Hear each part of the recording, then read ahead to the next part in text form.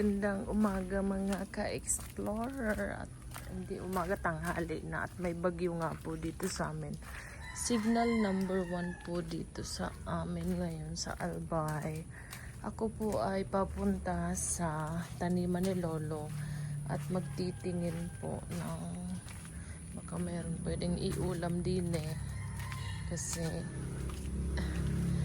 syempre sa bundok tayo. Ayan, titingin-tingin lang tayo. Ayan, ito may mga ano ng kamote. Parang may mga bagong talbos, pero maliliit pa. Pero pwede naman Ayan. Lagyan lang to ng kalamansi. Ilagay mo lang to sa ibabaw ng bigas pag nagluto ka. Ayan. Diba? Ayan. Ilagay mo lang to sa ibabaw mo lang to sa sinasaing. Tapos lagyan mo ng kalamansi. Ulam na. Healthy pa, 'di ba? Ayan, thank you naman kay Lolo kasi napakasipag niya magtanim. Ayan. Ayan.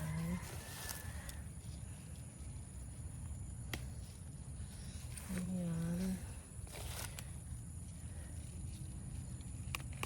Ayan.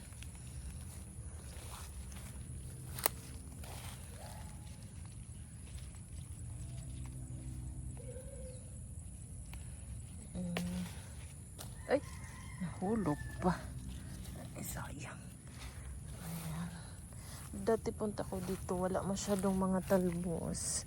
Ngayon, madami-dami sila. Pero maliliit lang. No? Payat sila. Kasi, iwan ko, baka sa lupa na natataniman. Ayan. Ayan ang kaigihan pag nasa probinsya ka. No, hindi ka magugutom. Basta may lolo ka. Basta may lolo ka na masipag. Ayan. Sa part ko naman. Pero sa part ng iba, basta masipag ka, meron kang kakainin. Kasi, nandyan lang. May sayang ng lupa. Ang daming lupang bakante na pwede mo pagtaniman. Diba guys? Yan. Sana kumain ito si Eman kasi walang choice. Yan, pag gutom siya, kain din yan. Di puro Jollibee. Kasi hindi araw-araw may pang Jollibee. Diba? Kumain din ng gulay. Shout out Tita Bim. Shout out kay Tita Bim. Paborito niya to. Paborito niya yung mga ganitong ulam.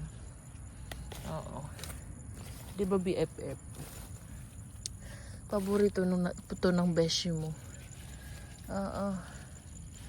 Ayan. Para akong si Tita Marito. Harvest lang.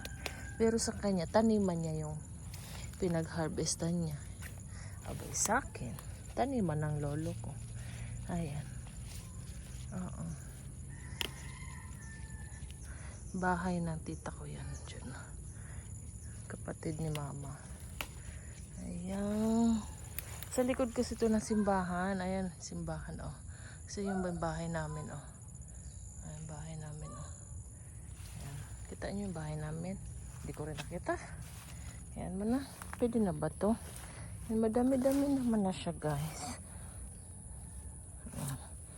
Diba? Ano pa ba? Tama na siguro to kasi hindi rin naman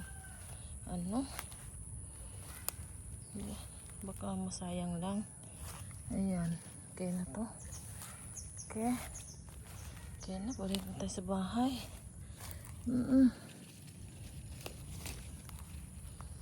Magtitingin pa tayo ng mga pwedeng iulam. Kasi medyo long weekend ngayon. Biyernes pa lang. Walang pasok. Walang Saturday, Sunday pa. Naku. Bukas naman kaya? Tayo ng mga Ayan, diba?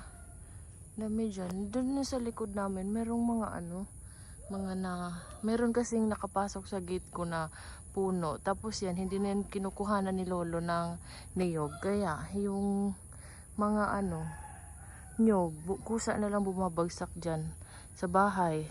Sa bahay. Yan sa loob ng gate. Kaya meron akong niyog dyan. Oo. Tapos, na lang ng lubi-lubi. Lubi-lubi. Oo. Ganun talaga. Oo. Hindi araw-araw masagana ang buhay. Kaya kailangan marunong din tayong magtipid. Ayun. Ayun, may lubi-lubi. Pero parang wala na. Lampas na siya. Tignan nyo to. Meron tayong target. Target locked. Kasi pa siya. Hilaw pa. Sana'y mabalikan natin yan. Ito lang naman. Ayan yung bahay ko. Oh, kita mo bahay ko. Ayan. Matatanaw ko lang yan pag may nanguha. Ayan dyan. Ito meron pa. Diba? Dalawa sila. Dalawa silang parang kamukha ko pa. Aba. Ayan. Parang kamukha pa kita. Insulto ka ba? Ito nga, tingnan mo. Nasayang lang. Nasayang lang. Hindi kinuha. Wala naman kasi dyan kumukuha. Ako lang. Hindi ko napansin na meron palang So, ayun guys. Uwi na tayo. Charan! Bye! Luto na tayo. Tanghali na. Gora! Bye!